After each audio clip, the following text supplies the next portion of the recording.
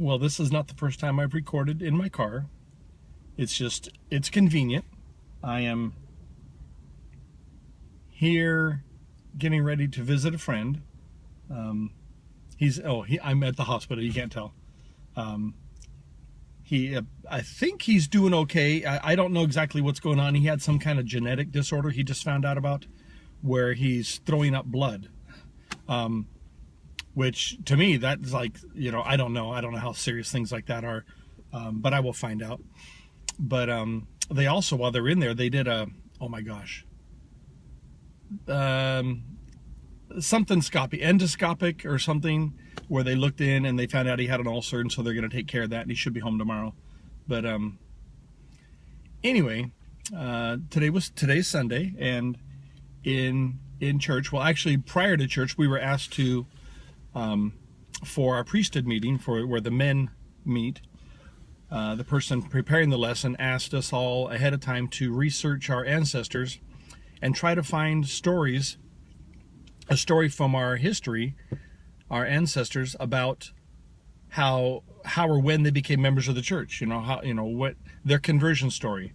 And to be honest, I had never looked this up. I mean, I've heard stories, and I'm not around my family very often. I'm around Maylin's, my wife's family, more. And so I hear the stories of the Eagers and the Hamblins and all this stuff, and them settling northeastern Arizona and things like that. But I don't hear any stories of my family because I don't live near them. And I'm, you typically, you soak in the stories that you're around.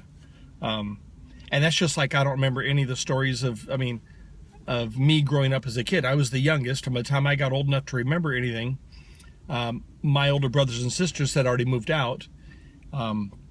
So when my mom died, I was 8 or 9.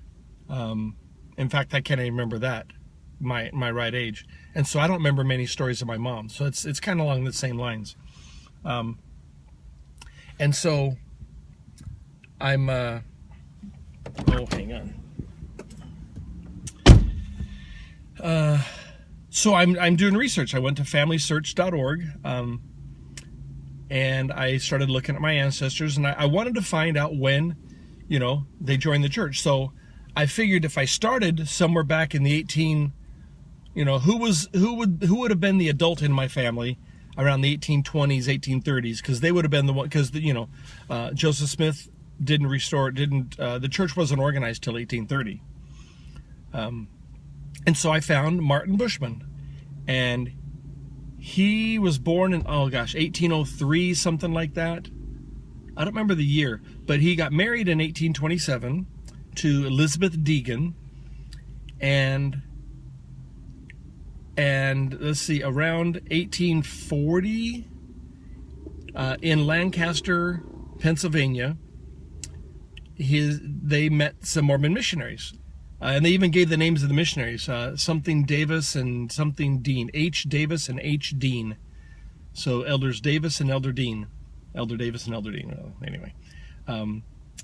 And they learned about the gospel. They were convinced it was true, and were baptized. And within a year or so, they felt the urge to move to Nauvoo, Illinois with the rest of the saints. They stayed there 3 or 4 years. Met the prophet Joseph Smith, were good friends with Joseph Smith. In fact, the youngest boy, Jacob,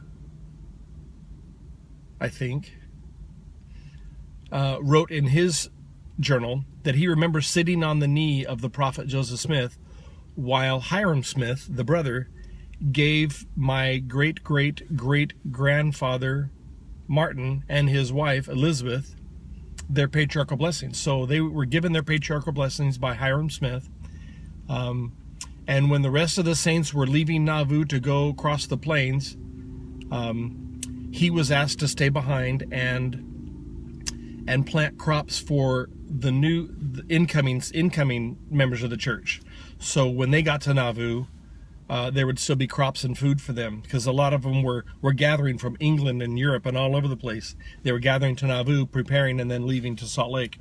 And actually, I think they would leave from there, go to Council Bluffs, Iowa, and then from Council Bluffs go to Salt Lake. Anyway, he was asked to stay and plant crops, and he did. And I think he left for Salt Lake around 1851. I know what handcart company he was with, but I can't remember it. It's written down. On the way from Nauvoo to Council Bluffs, or no, it was on the way from Pennsylvania to Nauvoo. It was in the winter. It was a 1,000-mile trip, and their two daughters died within a week of each other. One was 8 years old, the other was less than a year. It said they had to bury him in a shallow grave, no coffins, wrapped him in some fabric and branches. That's what it said. Wrapped him in cloth and branches and buried him in a shallow grave. I can't imagine doing that. It said it was very, very rough on Martin and Elizabeth. Of course it would be. I can't relate to that. Here, I just made a 10-mile trip. I don't know, maybe 5, whatever, to a hospital to see someone in a car, air conditioned, seatbelt, comfort. Anyway, I just can't relate to that. But to know that they're my ancestors, then they settled in Salt Lake. Well, no, they didn't settle, but they got to Salt Lake, and a week later, they moved 30 miles south of Salt Lake to Lehi, where they established, and they just settled down in Lehi. In fact, in part of my research, I saw a fairly recent picture of the home that Martin Bushman built for his wife Elizabeth. I don't know, I can't remember when he died, but they died 8 years apart. He died first, then she died 8 years later. I assume a ripe old age. But the house, it's a color photo. It looks fairly modern, doesn't look old. I don't know.